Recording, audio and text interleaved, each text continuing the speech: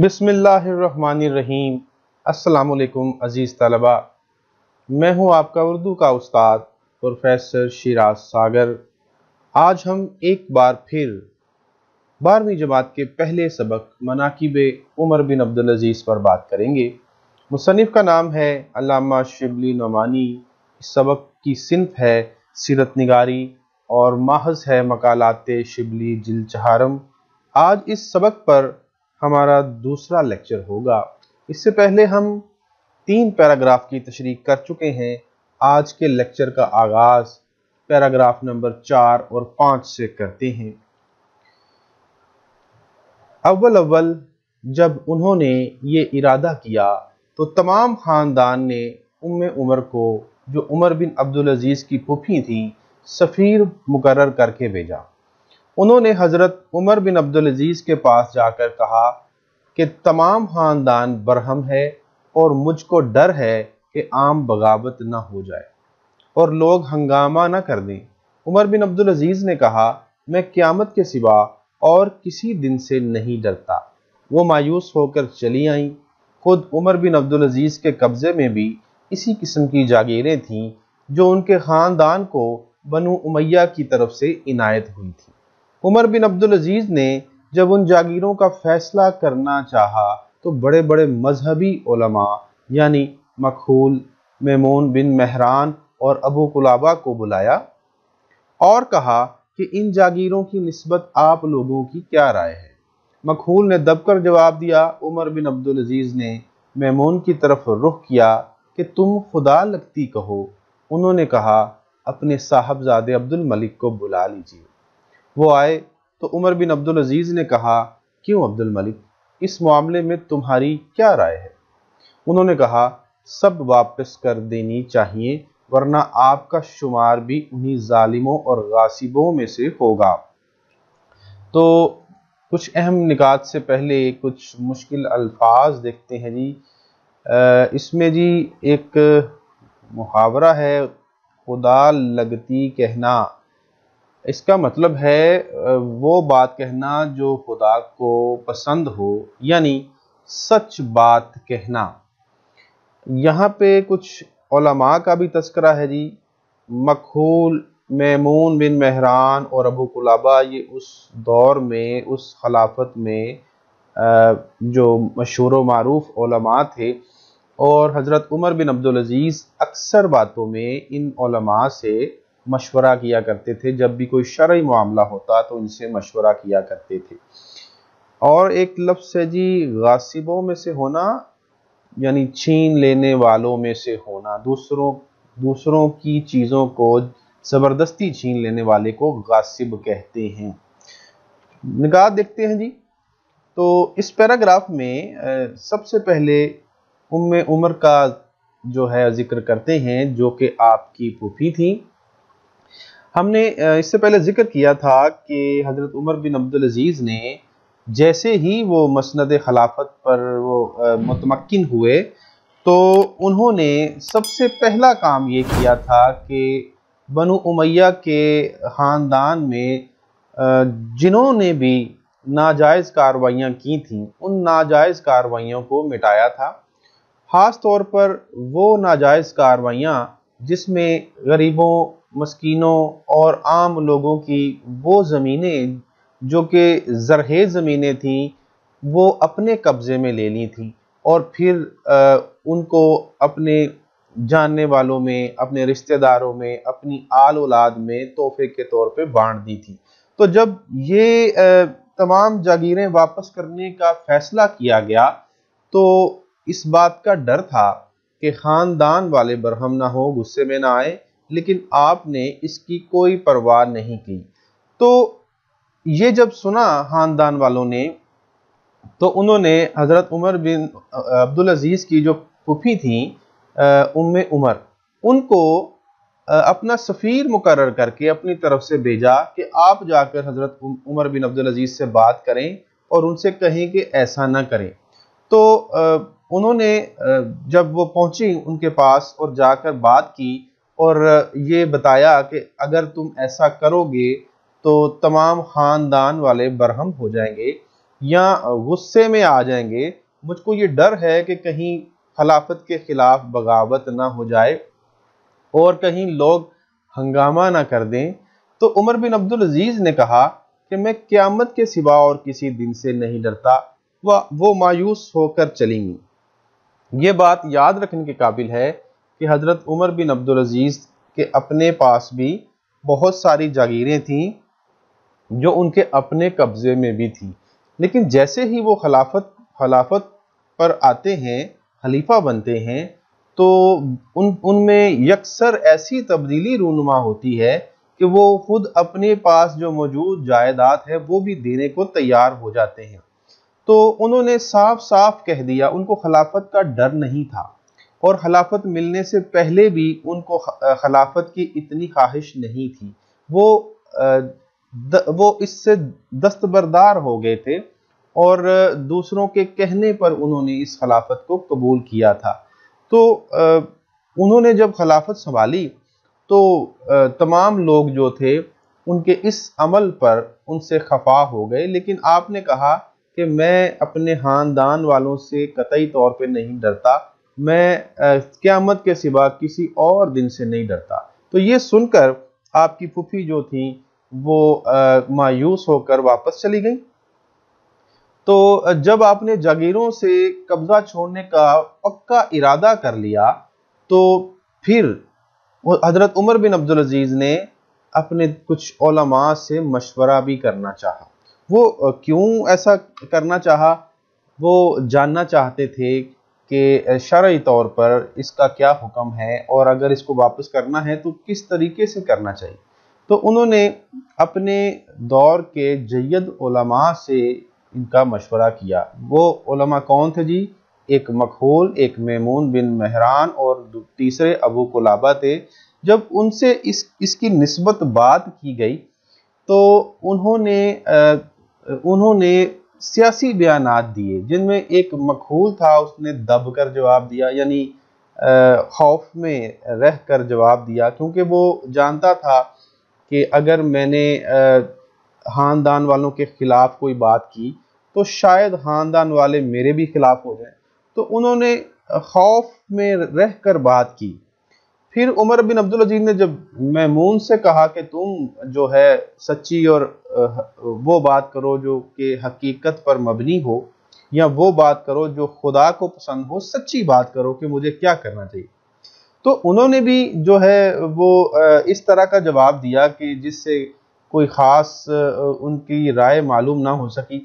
انہوں نے بس اتنا ہی کہا کہ جی آپ اپنے صاحبزادے یعنی اپنے بیٹے عبد الملک کو بلا لیجئے، یعنی ان کا کہنے کا مقصد تھا کہ ان سے بھی پوچھ لیں کہ وہ کیا جواب دیتے ہیں۔ تو جب ان کے بیٹے جو ہیں وہ آئے اور آپ نے ان سے رائے لی اپنے بیٹے عبد الملک سے، تو وہ بھی اپنے باپ کے خم خیال نکلے اور انہوں نے واضح طور پر فوراً یہ کہہ دیا کہ آپ یہ تمام جائیداد جو کہ ہمارے قبضے میں ہیں اس کو واپس کر دینی چاہیے، ورنہ ہمارا بھی شمار جو ہے ظالموں اور غاصبوں میں ہوگا۔ تو یہ انتہائی ظلم و ستم کی بات ہے کہ آپ کسی غریب کی جائیداد پر قبضہ کر لیں۔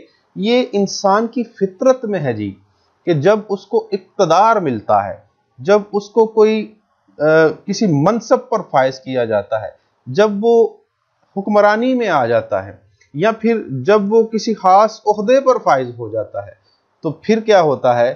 پھر اس میں تکبر آ جاتا ہے۔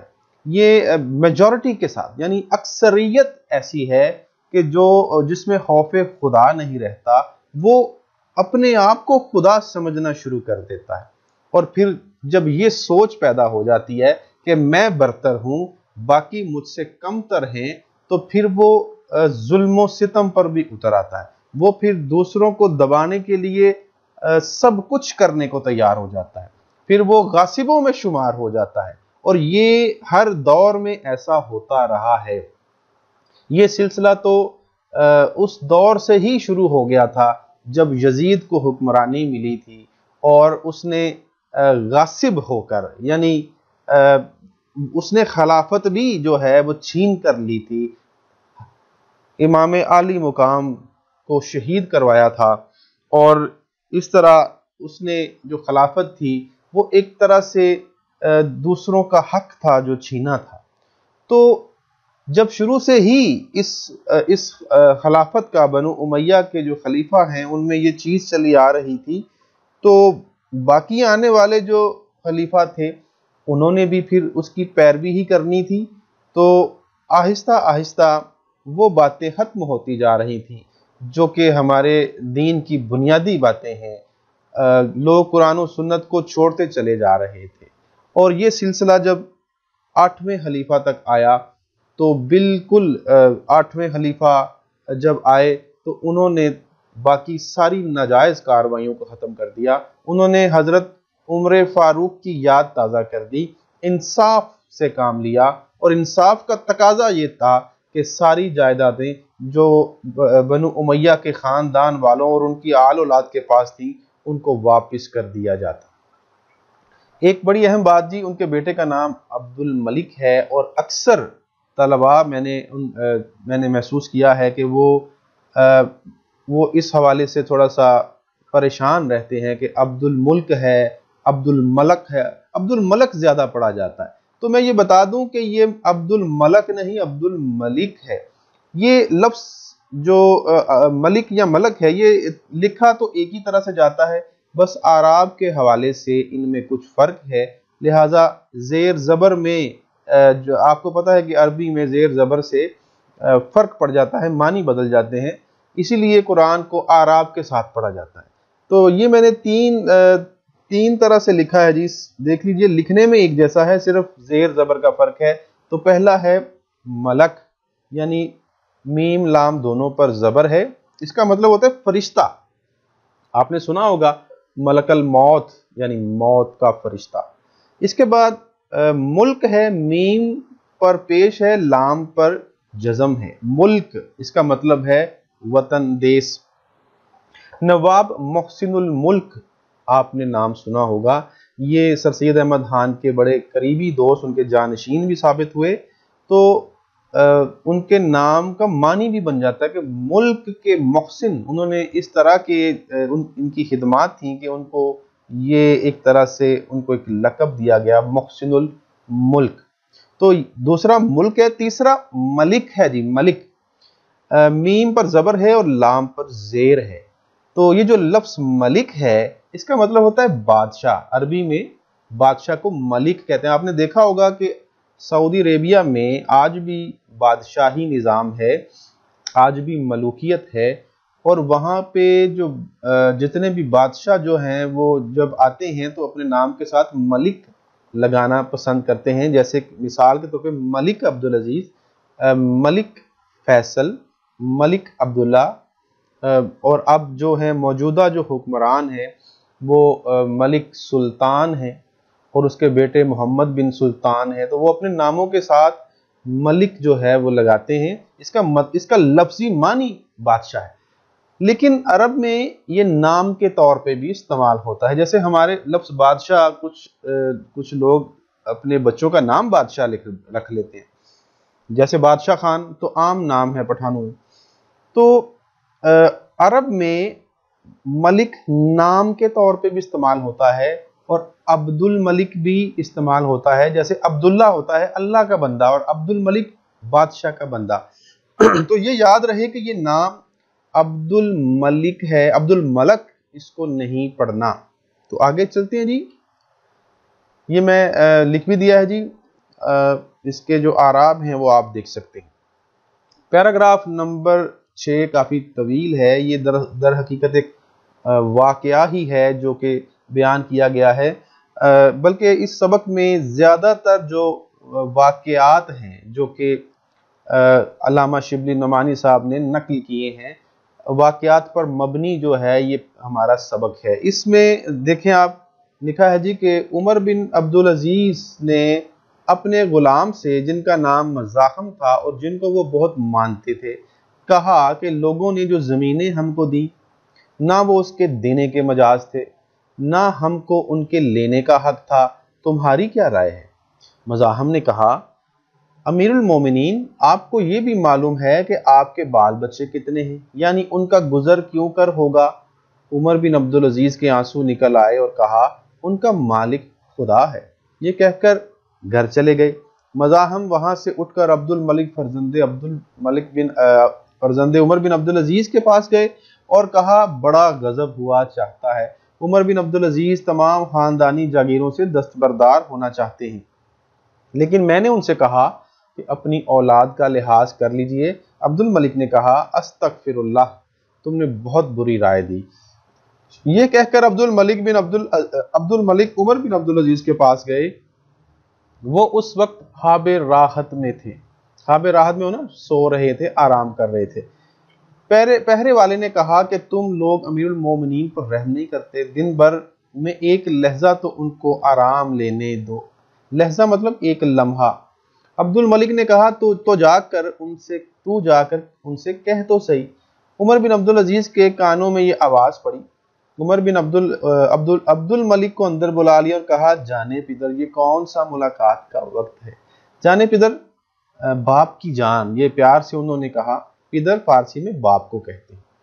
تو وہ کہنے لگے کہ اے باپ کی جان، یہ کون سا ملاقات کا وقت ہے؟ انہوں نے واقعہ بیان کیا۔ عمر بن عبدالعزیز نے کہا میں نماز ظہر کے بعد ممبر پر چڑھ کر اس کا اعلان کر دوں گا۔ عبد الملک نے کہا اس کا کون ذمہ دار ہے کہ آپ اس وقت تک زندہ رہیں گے؟ غرض اسی وقت عمر بن عبدالعزیز باہر آئے، شہر میں منادی کرا دی، یعنی اعلان کروا دیا کہ لوگ مسجد میں جمع ہو۔ عمر بن عبدالعزیز نے ممبر پر چڑھ کر کہا صاحبو، میں ان تمام زمینوں کو جو لوگوں نے ہمارے خاندان کو دی تھی واپس کرتا ہوں، کیونکہ دینے والوں کو نہ دینے کا حق تھا نہ ہم کو لینے کا۔ یہ کہہ کر جاگیرات کی جو سندیں تھیں صندوق سے نکلوائیں اور کینچی سے قطر قطر کر ان کو پھینکنا شروع کیا۔ یہ جاگیریں کچھ یمن میں تھیں، کچھ یمامہ میں تھیں۔ چنانچہ سب سے پہلے ان زمینوں سے دستبرداری کا اعلان کیا۔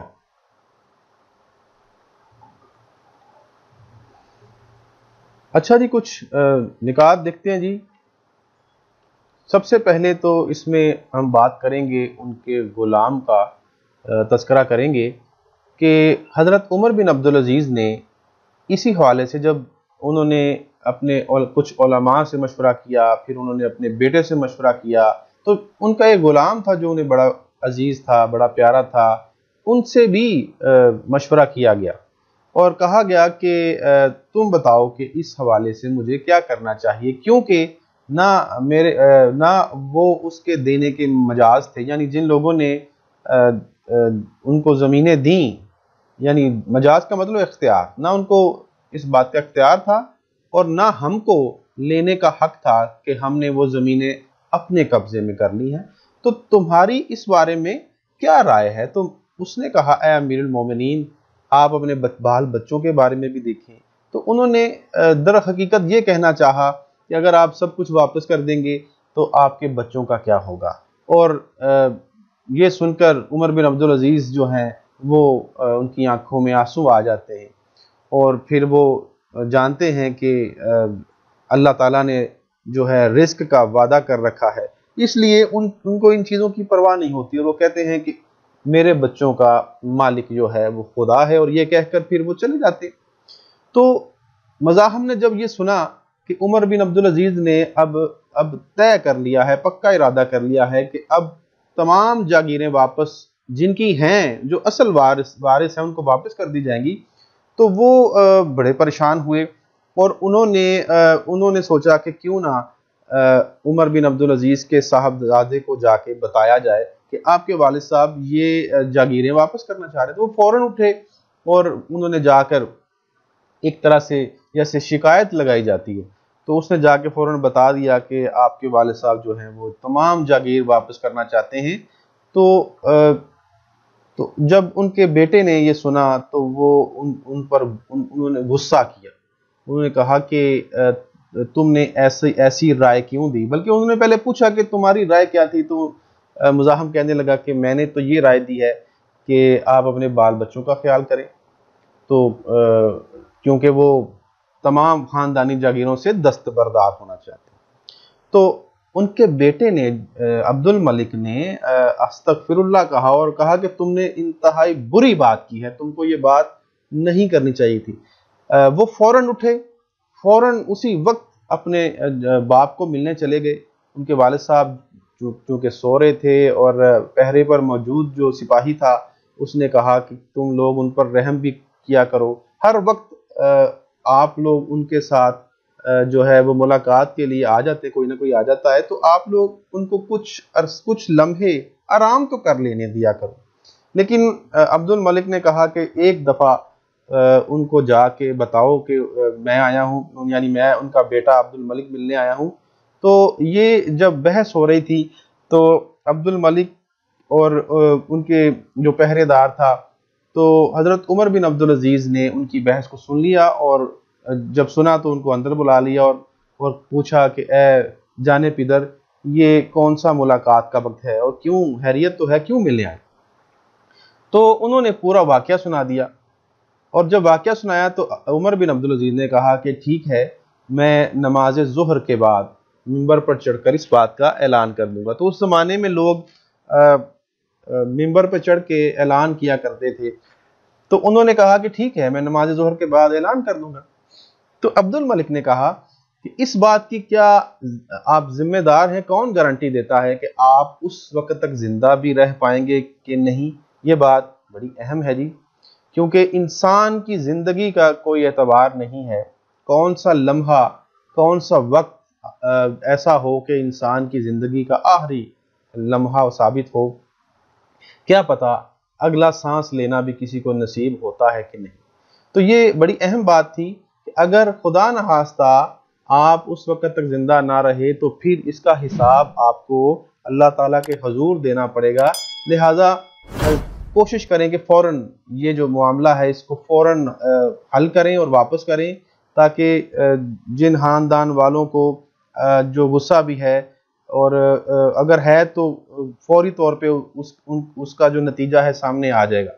تو حضرت عمر بن عبدالعزیز نے پھر کیا کیا کہ اسی وقت منادی کروا دی، اعلان کروا دیا، اور لوگ سارے جو ہیں وہ مسجد میں جمع ہونا شروع ہو گئے، اور آپ نے پھر ممبر پہ چڑھ کے کہا کہ اے صاحبو، ان تمام زمینوں کو جو لوگوں نے ہمارے خاندان کو دی تھی، میں واپس کرنے کا اعلان کرتا ہوں، کیونکہ ہم کو یہ جائیداد لینے کا اختیار نہیں تھا۔ اور یہ کہہ کر ساری جو جاگیروں کی جو سندیں تھیں یا ثبوت کے طور پہ کچھ کاغذات تھے، وہ انہوں نے صندوق سے نکالے اور کینچی سے قطر قطر کر ان کو پھینک دیا، ان کو ضائع کر دیا۔ یہ کچھ جاگیریں پورے عرب میں پھیلی ہوئی تھیں۔ یمن کا علاقہ جو آج موجودہ یمن کے نام سے ہی آج وہ جو جانا پہچانا جاتا ہے، یمامہ کا علاقہ وہ ہے جہاں پہ موجودہ سعودی عربیہ کا کچھ علاقہ ہے، اس کو اس زمانے میں یمامہ کا علاقہ بھی کہا کرتے تھے۔ یاد رہے کہ یہ جو بنو امیہ کی حکومت تھی یہ مدینہ مکہ میں نہیں تھی، یہ حکومت جو تھی یہ سیریا، موجودہ نام سیریا، اس زمانے میں جو اس کو شام کہا جاتا تھا، تو شام میں ہی یہ حکومت قائم کی گئی تھی، اور یہ 14 خلیفہ جو تھے 661 ہجری سے 750 عیسوی تک ان کا دور حکومت جو تھا وہ قائم رہا۔ لیکن ان کا جو دور حکومت تھا یہ برائے نام خلافت تھی، برائے نام خلافت۔ یہ بات یاد رہے کہ خلافت جو ہے یہ در حقیقت مسلمانوں نے اس کو رواج دیا تھا، اور یہ ایک ایسا نظام تھا جو ہمارے نبی صلی اللہ علیہ وآلہ وسلم نے متعارف کروایا تھا۔ اس سے پہلے تو قبائل تھے اور قبائل کے سردار ہوتے تھے اور وہ آپس میں لڑتے رہتے تھے، لیکن اس کے علاوہ دنیا میں اور بھی کچھ حکومتیں پائی جاتی ہیں۔ ایک ملوکیت ہے جسے بادشاہی نظام کہتے ہیں، ایک ڈکٹیٹرشپ ہے جسے آمریت بھی کہتے ہیں، جیسے کوئی فرد واحد زبردستی ملک پر قبضہ کر لے اور بعد ایک حکمران بن کے بیٹھ جائے۔ تو اور ایک ہے جمہوریت، یعنی عوامی نمائندوں سے جو حکومت بنتی ہے یا الیکشن اور ووٹ کے ذریعے بنتی ہے، جیسے کہ ہمارے ملک میں ہے، تو یہ برائے نام جمہوریت، لیکن چلیں نام نہاد ہی صحیح ہے تو صحیح۔ تو مختلف حکومتیں ہیں دنیا میں، تو کہنے کو تو وہ ایک اسلامی خلافت تھی، مگر جب سے بنو امیہ اور خاص طور پہ کچھ ظالم حکمران اور خلیفہ ان میں آئے تھے، تب سے خلافت کے بجائے بادشاہت شروع ہو گئی تھی، ملوکیت آ گئی تھی ان میں، وہ اپنے فیصلے مسلط کرنا شروع ہو گئے تھے، فرد واحد کی طرح وہ زور زبردستی کرنا شروع ہو گئے تھے۔ تو یہ جو ملوکیت ان میں آ گئی تھی، ایک طرح سے بادشاہت آ گئی تھی، یہ بہت خطرناک تھی اور اس کی وجہ سے ہی لوگ ظلم و زیادتیاں کر رہے تھے۔ حدیث شریف ہے جی، آپ صلی اللہ علیہ وسلم نے فرمایا ہے کہ جب لوگ کسی کو ظلم کرتے دیکھیں اور اس کا ہاتھ نہ پکڑیں، یعنی اس کو نہ روکیں، تو قریب ہے کہ ان سب کو اپنے رب کے عذاب میں گرفتار کیا جائے گا۔ تو یہ سب چیزیں شاید حضرت عمر بن عبدالعزیز جو ہیں وہ اس کو خلافت حاصل کرتے ہی ان کے ذہن میں آ گئی تھیں، اور انہوں نے خلفائے راشدین کی یاد تازہ کرنے کی کوشش کی، اور اس طرح تمام جاگیروں کو جو کہ ان کے خاندان میں یا ان کے اپنے پاس تھیں وہ واپس کر دی۔ ایک شعر آخر میں نوٹ کر لیں جی، ایک نیا سورج چمکا ہے، ایک انوکھی ضو باری ہے، ختم ہوئی افراد کی شاہی، اب جمہور کی سالاری ہے۔ تو ضو باری کا مطلب یعنی روشنی گرنا، روشنی آنا، اور جمہور جیسے میں نے کہا عوام کو کہتے ہیں۔ مطلب یہ ہے کہ عمر بن عبدالعزیز کے آنے سے اس جو ظالموں کی حکومت تھی، جو اندھیرا تھا، ظلم کا اندھیرا، اس میں ایک نیا سورج طلوع ہوا تھا، ایک انوکھی ضو باری، ایک روشنی پھیل گئی تھی، اور لوگوں کی حکومت کی بجائے عوام کی حکومت، عوام کی سالاری شروع ہو گئی تھی۔ آگے بڑھتے ہیں جی، پیراگراف نمبر 7 اور 8۔ عمر بن عبدالعزیز کو تمام خاندان میں ابن سلیمان سے بہت محبت تھی۔ وہ اپنی جاگیر کی سند لے کر آئے کہ میری زمین آپ کیوں چھینتے ہیں؟ فرمایا کہ پہلے یہ زمین کس کے قبضے میں تھی؟ بولے کہ حجاج کے۔ فرمایا تو حجاج کی اولاد کا حق ہے، تم کون ہوتے ہو؟ ابن سلیمان نے کہا اصل میں یہ زمین عام مسلمانوں کی تھی۔ عمر بن عبدالعزیز نے کہا تو عام مسلمانوں کو ملنی چاہیے۔ ابن سلیمان رونے لگے۔ مزاحم نے کہا امیر المومنین، آپ ابن سلیمان کے ساتھ یہ برتاؤ کرتے ہیں؟ فرمایا ہاں، میں ابن سلیمان کو اپنے بیٹے کے برابر چاہتا ہوں، لیکن میں خود اپنے نفس کے ساتھ یہی برتاؤ کرتا ہوں۔ بنو امیہ کے دفتر اعمال میں سب سے زیادہ قوم کو برباد کرنے والا یہ واقعہ ہے کہ انہوں نے آزادی و حق گوئی کا استحصال کر دیا تھا۔ عبد الملک نے تخت پر بیٹھ کر حکم دیا تھا کہ کوئی شخص میری کسی بات پر روک ٹوک نہ کرنے پائے، اور جو شخص ایسا کرے گا سزا پائے گا۔ اگرچہ اس پر بھی آزادی پسند عرب کی زبانیں بند نہ ہوئیں، تاہم بہت کچھ فرق آ گیا تھا۔ عمر بن عبدالعزیز نے اس بدعت کو بالکل مٹا دیا۔ دو نہایت متدین اور راست باز شخص اس کام پر مقرر کیے کہ عدالت کے وقت ان کے پاس موجود رہیں اور ان سے جو غلطی سرزد ہو فوراً ٹوک دیں۔ ان کے اس طرز عمل سے لوگوں کو عام طور پر جرأت ہو گئی تھی، اور لوگ بے باکی سے ان کے اقوال و افعال پر نکتہ چینی کرتے تھے۔ اس میں کچھ مشکل الفاظ ہیں جی، وہ بھی دیکھ لیتے ہیں۔ جی، دفتر اعمال، عمل کی جمع اعمال، اور دفتر جو ہے رجسٹر کو بھی کہتے ہیں، جہاں پہ کسی کا کوئی کھاتہ لکھا جائے، حساب کتاب کیا جائے، تو اس کا مطلب ہے کہ اعمال کا رجسٹر۔ حق گوئی کا مطلب سچ بات کہنا۔ استحصال کا مطلب ہوتا ہے جی جڑ سے اکھاڑ دینا۔ ایک ہوتا ہے استحصال کرنا، وہ اور لفظ ہے، یا کسی کا حق چھین لینا، یہ ہے استحصال۔ اس کا مطلب ہے جڑ سے اکھاڑ دینا، یعنی حق گوئی کا استحصال کر دیا تھا، حق گوئی کو بالکل یکسر ختم کر دیا تھا۔ اور جی متدین کا مطلب دیندار، راست باز کا مطلب سچے سیدھے رستے پر چلنے والے، اور ایک لفظ ہے جی بے باکی، یعنی بے خوفی کے ساتھ۔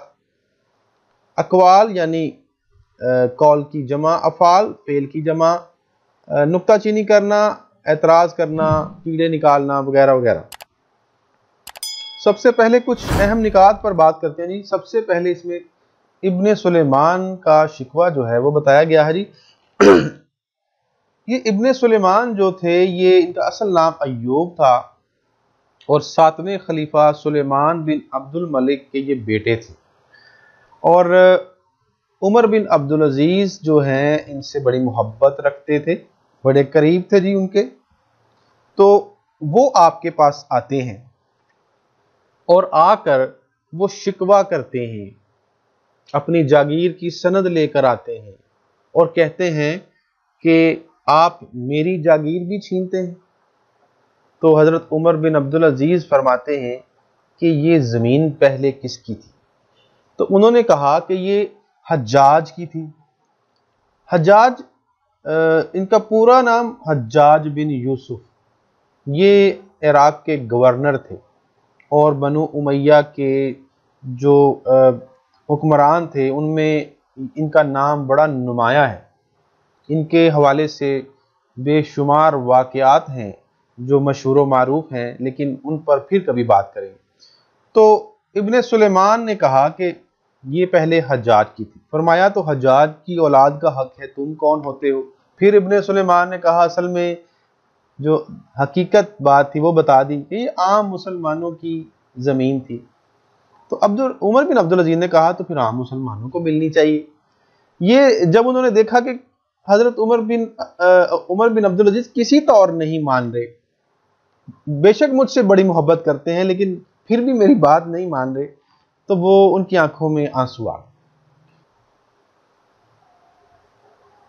تو ان کا غلام جو تھا وہ بھی وہاں پہ موجود تھا، اس نے کہا کہ امیر المومنین، آپ ابن سلیمان کے ساتھ ایسا رویہ، ایسا برتاؤ کرتے ہیں۔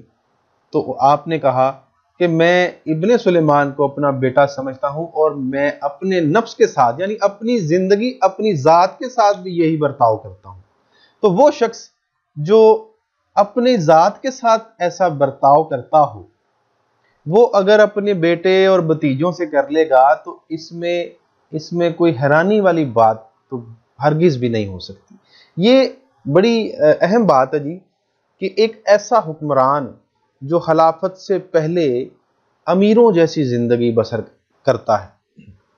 بتایا جاتا ہے کہ حضرت عمر بن عبدالعزیز جب ان کو خلافت نہیں ملی تھی یا وہ اس سے پہلے بڑے خوش پوش ہوتے تھے، ان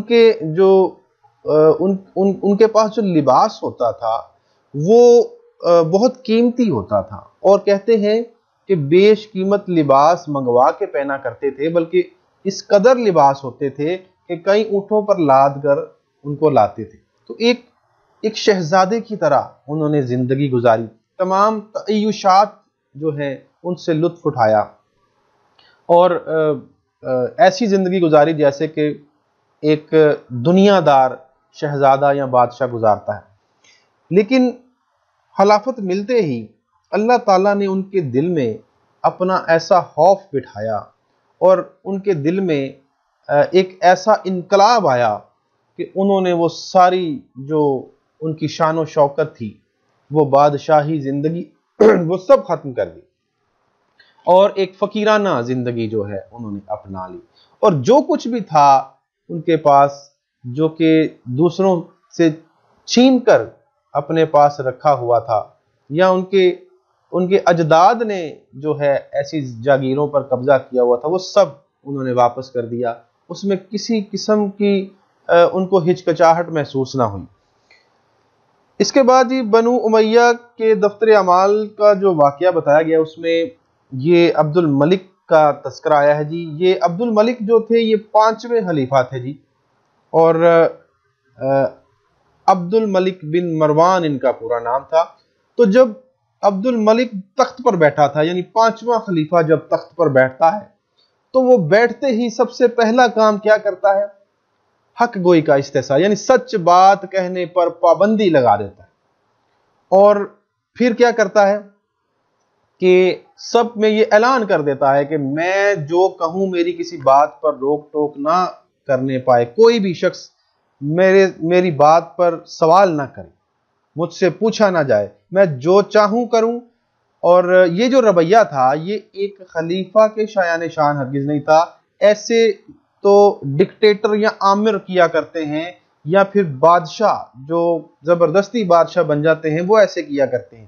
اگرچہ کہ جو عرب لوگ تھے وہ آزادی پسند تھے، یعنی ان کو ایسی جو تھی غلامی قطعی طور پہ پسند نہیں تھی، وہ ذہنی طور پر آزاد تھے، اور وہ کچھ نہ کچھ کہتے رہتے تھے، حکومت کے خلاف بات کرتے رہتے تھے، لیکن پھر بھی بہت فرق آ گیا تھا۔ لوگ جو تھے ظلم و ستم